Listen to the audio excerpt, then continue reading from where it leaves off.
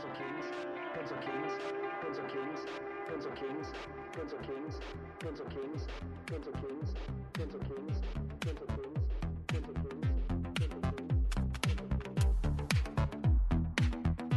I think it's really just perseverance and dedication and just keep posting your word like everywhere.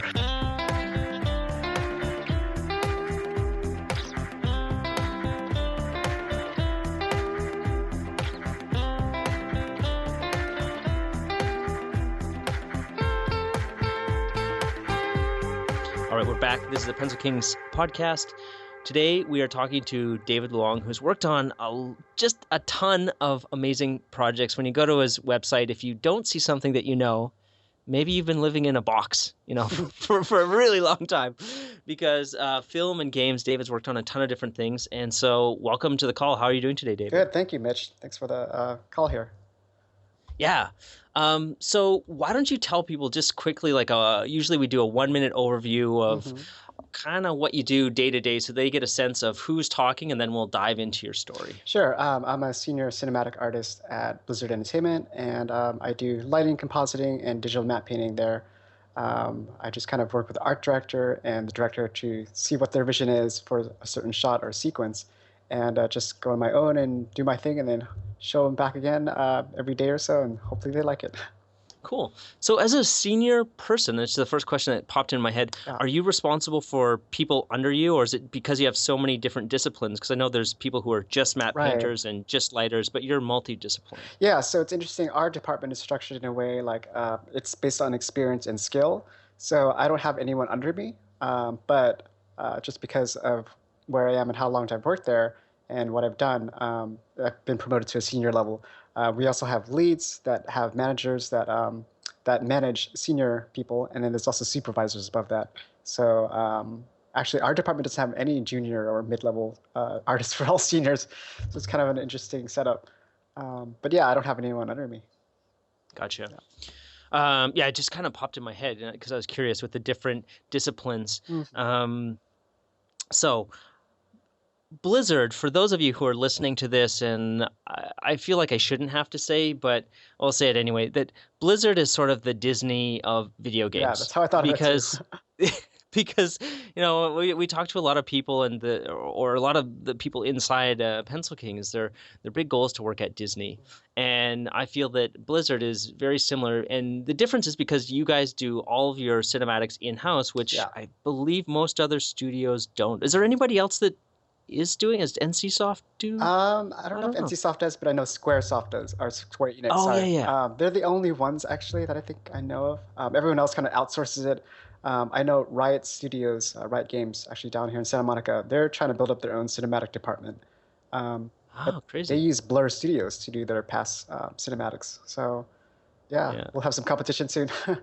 Okay, so anyway, there's Disney in sort of the animated film space, and then the game space there's Square, which I don't know why I forgot about that. It's Final Fantasy. Oh yeah, they're just on the other side of the world. So it's yeah, and then there's Blizzard, and I guess what I'm really curious about is how you got started, and how you sort of got into Blizzard, because I feel like there's so many people that are shooting for these top studio positions that there's always something to be learned there, maybe like how much dedication or how high skill level you need to be to get in there. Right. But it's also like a great blueprint that if you're on that path of getting into the best studio, there's a good chance that you're going to land in similar amazing studios, like you mentioned, Blur Studio, which does a lot of cool work along the way. So yeah, I'll let you take it away, and I'm really excited to hear what your story's like. Yeah, so I was always interested in games, and I was always interested in art and computers.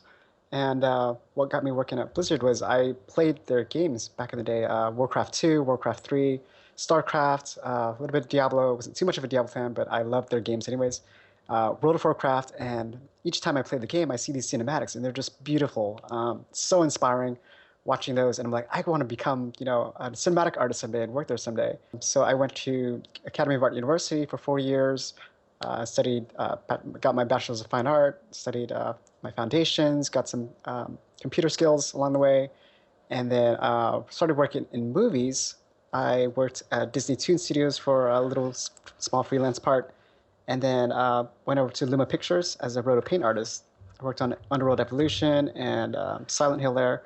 Then I went over to Rhythm and Hues, got accepted to their apprenticeship for compositing, and worked on Garfield 2, Superman Returns, Night at the Museum, and they just had an amazing setup there where they had just so many experienced artists, and their pipeline was just solid, rock solid. From there, I wanted to apply at Blizzard, and I was afraid because it's my dream studio trying to get in there. So it was actually between Weta Digital and Blizzard for me after I left Rhythm and Hues. And luckily, one of my coworkers who used to work at Rhythm with me, he went over to Blizzard as a lead lighter.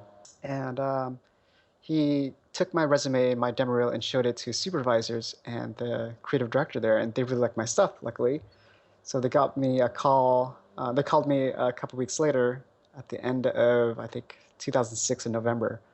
And yeah, I got the phone call. They brought me in, had like a 3-hour interview in person, and then called me back the next week, and I got hired. So it's just super exciting and amazing how I got in, but it's kind of like at the same time luck too, I think, because they were building up their cinematic studio, and they needed a lot more film people, and they liked my demo reel and my kind of fantasy kind of look for my map paintings and my projects.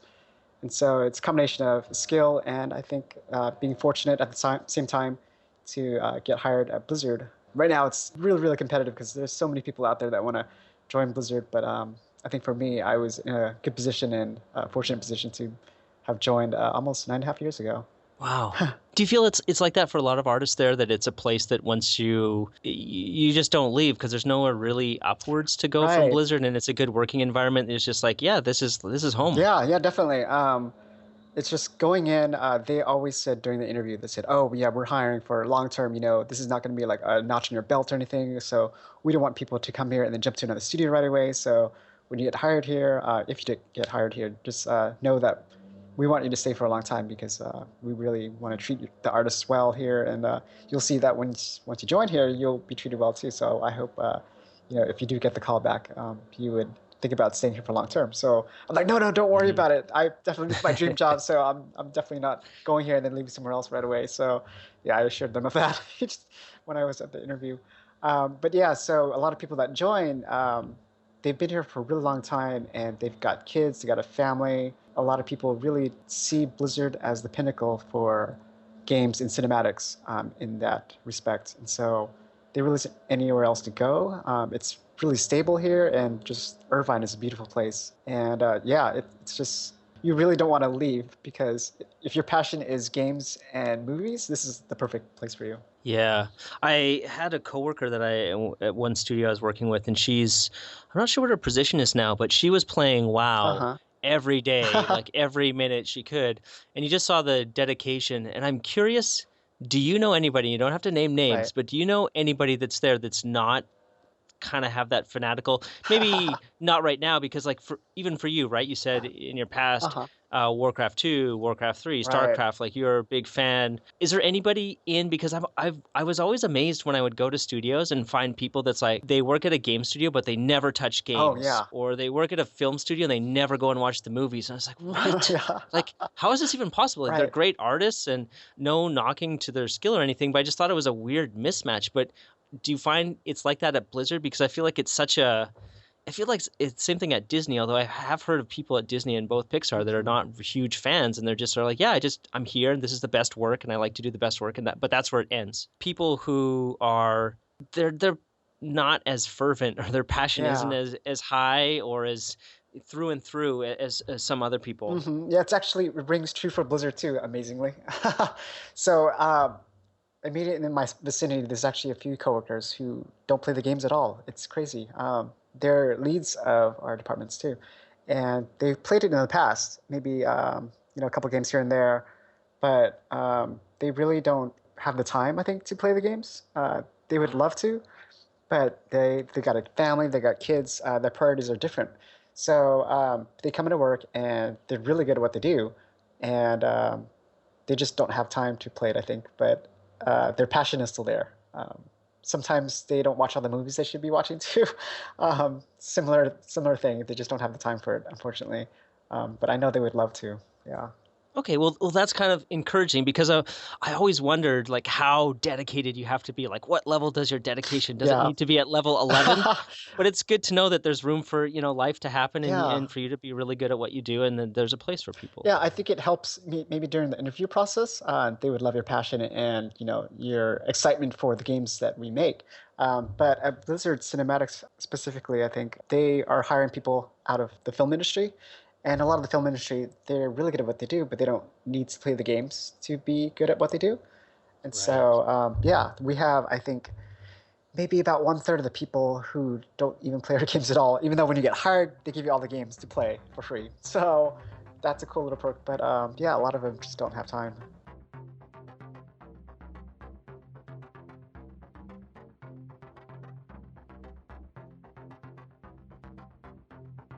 Okay, well, let's change gears a little bit and talk about some of the things that you're working on outside of work. Just before we started this call, you were talking about a gallery show that you put on, and I think that's Yeah. really cool to do. Take the digital art like into the real world. Mm-hmm. And so, can you just tell us a little bit about what that was like? And then I'm sure I'll have some questions to follow up because Yeah. I'm really curious. Yeah. So about a year and a half ago, actually 2 years now, me and my husband, we used to live in Irvine, and we found it a really nice city, but it's a little kind of stale and a little boring, I'd say. It's one of the lowest crime rated cities in the nation, but it's great for families. It has really good schools, but for us, we don't have any kids, and we really love art, and so we wanted to go to a city nearby that would provide art, culture, and just nightlife. And so Santa Ana was our pick. And in Santa Ana, there's these places called these artist lofts. And when you buy an artist loft, you live upstairs, and then you can do whatever you want on the bottom first floor. So we decided to turn it into a gallery. A lot of other artist lofts here also have galleries too. So we kind of took that idea and ran with it. So 6 months after buying the loft, we opened up Photonic Playground, which is our digital yet physical themed gallery that's kind of providing a physical space for the digital artists of this age, and had an opening with my art as the grand opening. And ever since then, I'd be inviting artists from Blizzard or from Riot and other nearby LA and OC locations to come over and display the artwork. And it's been a great place to have a little downtown art walk, first Saturday of the month show every since. That's awesome. And so, first of all, it just sounds like so much fun to do something like that. How do you manage that with, like a full-time Oh yeah, job and personal life, and then it's a now lot of you're work. running a gallery and Yeah, I know I'm crazy. My husband is very forgiving and I'm very fortunate to be married to him because he helps me a lot with this too, with the business and hosting the parties because the art gallery is just not a show downstairs. We have the VIP section, which is upstairs, and that's our living room. That's our living space. And he hosts it up there while I kind of go up and down, trying to make sure that the artists are, having a good time and keeping the patrons happy. But I spend a lot of time after hours just kind of be a producer, actually. It feels like being a producer, trying to gather the artists and make sure they have their art taken in time and have it framed and set up at the gallery. It's definitely like an extra like 10 to 15 hours a week, I think, just setting up for this. But my passion is just being able to see all this cool artwork and showing it off to other people around the world, online and physically in the gallery. It makes me happy seeing other people see cool art. I think that's for me. But yeah, it keeps me going, and I don't know how I can keep doing it, but um, it's all it's been fun so far. so do you have a showing every Saturday then, or where the art is Okay. rotating every week, or how does it work? So downtown here in Santa Ana, we have the first Saturday of every month art walk, and so Hmm. every first Saturday of the month, all the art galleries down here open up their bottom floor to the public. And we have one opening reception for the first month. And then the second month, I do an encore show. So it's the same exhibition from last month. So it's a lot easier on me and the artist because we don't have to set up every single month. And then the month after that is a new show. So we rotate out the exhibitions every 2 months. Very cool. Yeah. So it kind of saves. I used to want to do it every month, and I figured out that it's way too hard and way too time consuming to do that every month. And I've talked to neighbors here, and they have galleries, so they're like, "Yeah, you're crazy. Don't do it once a month. You got to do at least like two a month because it's too much work." So I found that out the hard way. I'm like, yep, you're right. It makes sense. Yeah. And how do people submit their art, or is it people that you're finding and then Right. you Some talk to people, them? yeah, when they come to our gallery show, they get interested and they're like, hey, can I display my artwork here someday? And then they talk to me and I give them the info. But it's mostly me kind of going out and curating the artist myself. So if I know an artist like a Blizzard or somewhere and it's a huge, kind of like a treasure pot of artists at Blizzard because I work right there. I know a whole bunch. And so I'm happy to find people there to display their artwork. And I go out and I talk to them and I see if they're interested. And if they are, then I put up the show for them. If not, then yeah, sometimes people from outside email me or people that come to the gallery and they show me their work. And if it's cool, then I set them up for them too. So it just has to be kind of like an artist that is up to standard, and that has to be like an inspirational enough artist or an artist that has a unique kind of perspective on their style that allow them to show their artwork at the gallery. So is a lot of it video game themed then, or is it not video game themed at all? But yeah, it's actually just their personal work. So on their spare time too, whenever they have any artwork, a lot of artists at Blizzard, they actually don't have a lot of time and they just do full-time, work at Blizzard. But there are artists out there who do personal artwork on their side, and I kind of seek out those artists because they want to have a venue to show their artwork, and it's a perfect place down here to show their artwork and show the world what they've been working on the side. Very cool. Yeah. All right, so you're doing that. You got a full-time job. Uh-huh. You got your studio. Studio, yeah. And you're also training people online for CGMA, correct? Yeah, so that is new. I was teaching through CG Workshops, which is a part of cgsociety.org, since 2008. I've been doing digital map painting workshops through them, and then recently they just got bought out by CGMA last year. So we're merging our workshops this year, and it'll be the first time I'm teaching through CGMA, but it's a similar format where it's all online, and I get feedback through the forums and Skype Q&As. But I'm really excited to see how it works out this month.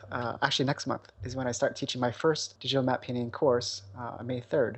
So yeah, I'm doing that once a year, I used to, and maybe twice a year if my schedule kind of allows me to, because I get pretty busy at Blizzard as well too. But yeah, hopefully I could teach more this year.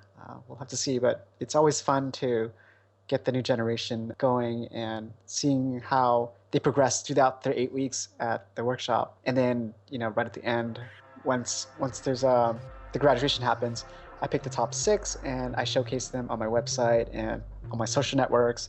And CGMA/CG Society also kind of promotes it as well. So it's kind of a nice little incentive for students to get better and be the best, I think, at the end of the workshop so they can get the work seen by more people. Very cool. Yeah.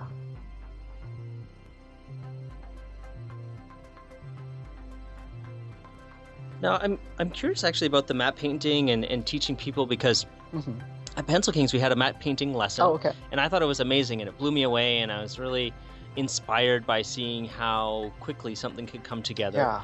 But what do you feel like is the state of the industry, I guess? Because map painting was never my specialty. It's not something I ever did professionally. But is there a ton of work out there for map painters? I feel like there's hidden areas within the entertainment industry that people aren't thinking about, that they're just like, I want to design the hero character.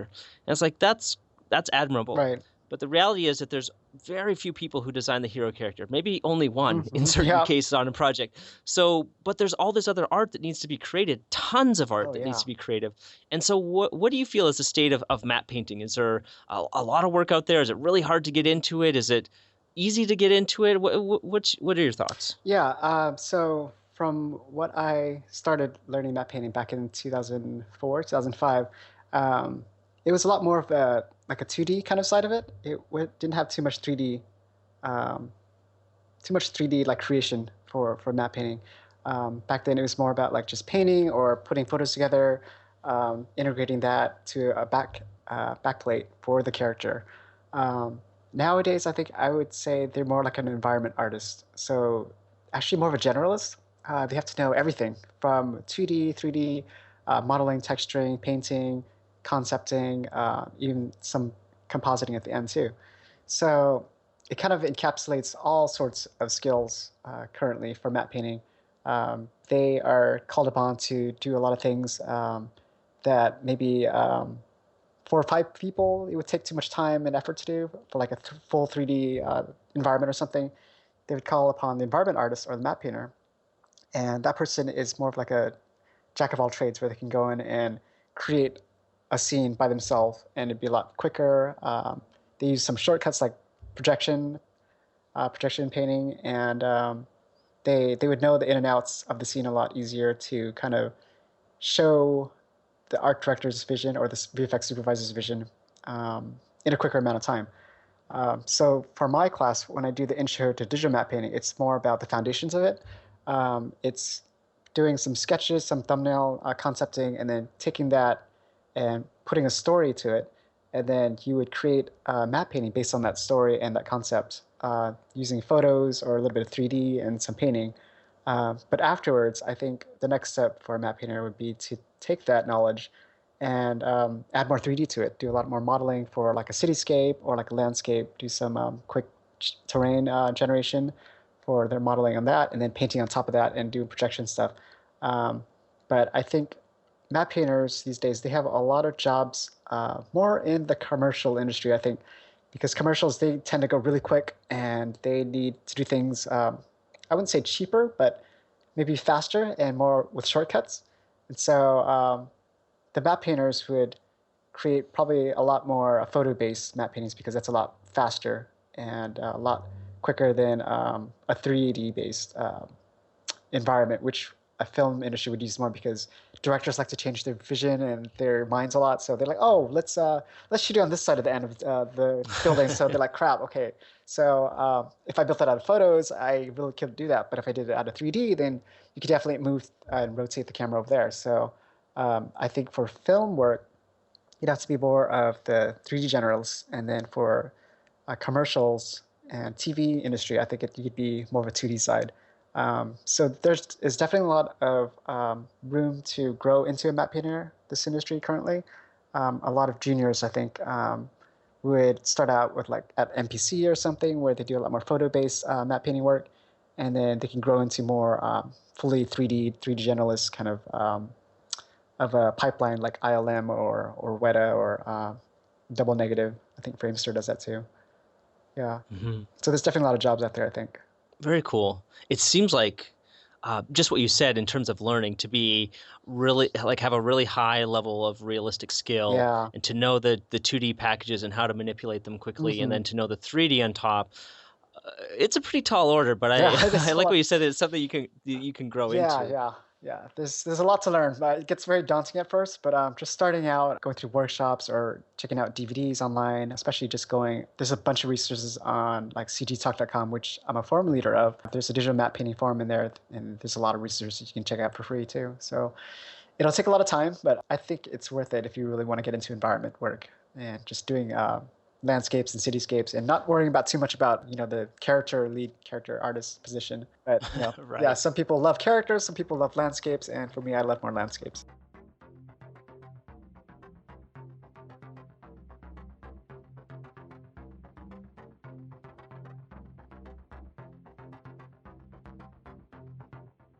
All right, next question is, since you've seen so much art, you're curating your own gallery, you're teaching all these students, you're working at a very high level, you've got all your coworkers, how does a map painter or landscape artist get their work to stand out when there's so many great artists? Oh, yeah. It just feels like you go online and you're just beat over the head with great art, depending on where you're looking.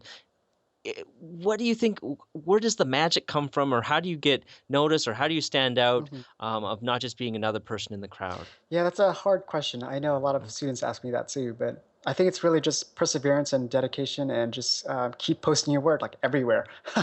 So there are like a lot of social networking places you can post your work, like Facebook, Instagram, Twitter, ArtStation, CG Society, Behance, and a whole bunch of other ones. But I really think you should just have to keep practicing and keep posting your work, and people notice you.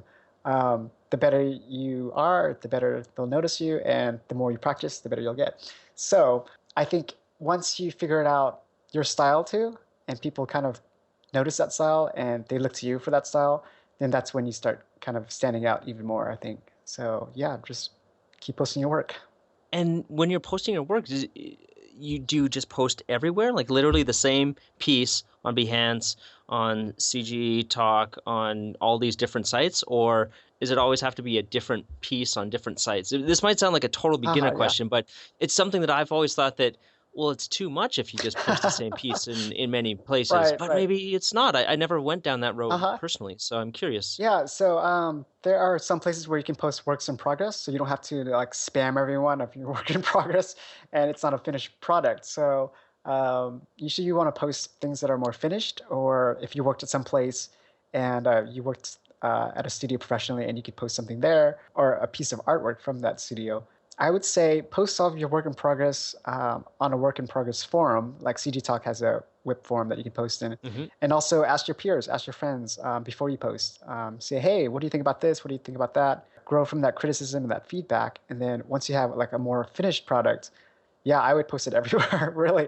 Like, I know it takes a lot of time, it takes a lot of effort, and it gets kind of crazy at times, but it's worth it when you're really just starting out, because people won't notice you unless you're posting at certain spots. But also have a main spot that you post to. And for me, that was my website. So I usually have my main website, and then I've got all my ancillary social networking spots that I kind of feed back into my website. So people will still notice me on my website and not just kind of be splintered everywhere else. So having your artwork, when you're finished artwork, posted on these other sites, you'll get comments, you get a different audience for each one. And then afterwards, still have a main website so people can come back to that and have and notice your brand, I think, more. Or actually, your name is a brand, because that's what you're kind of marketing yourself as an artist, I think. Awesome. That's great advice. Yeah. And it's clarified that for me, so I know what to tell people now. Yeah, it's a lot of work, I know.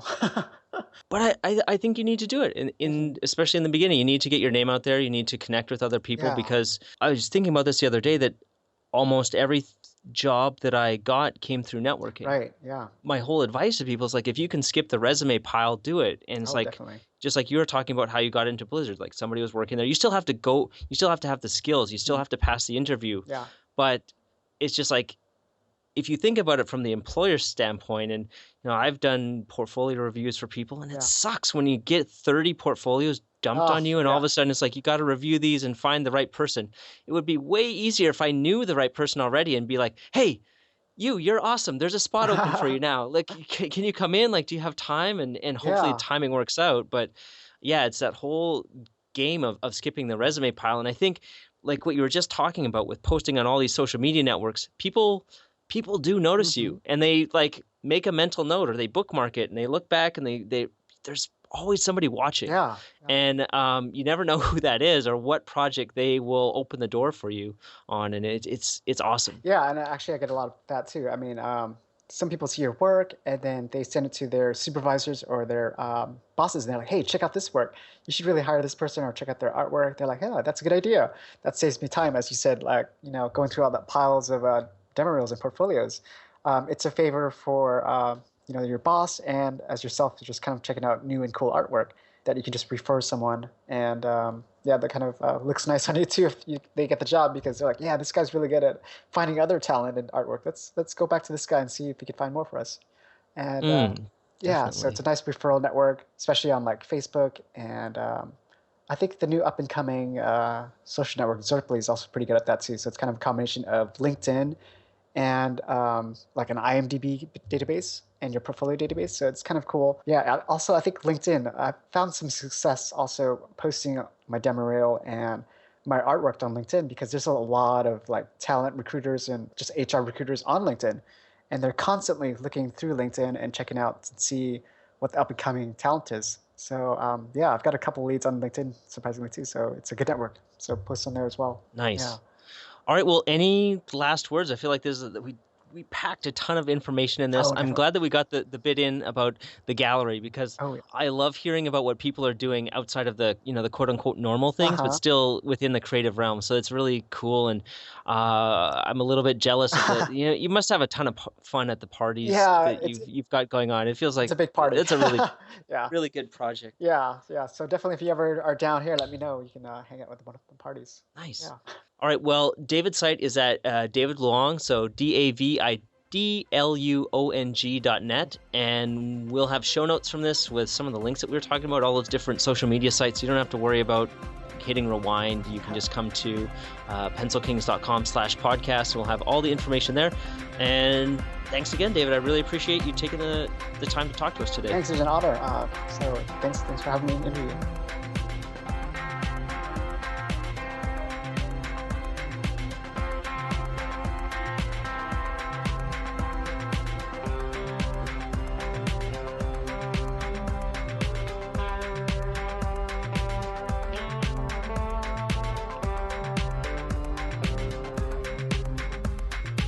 Demands patience, skill, years of practice. Ah, you talk like a fool.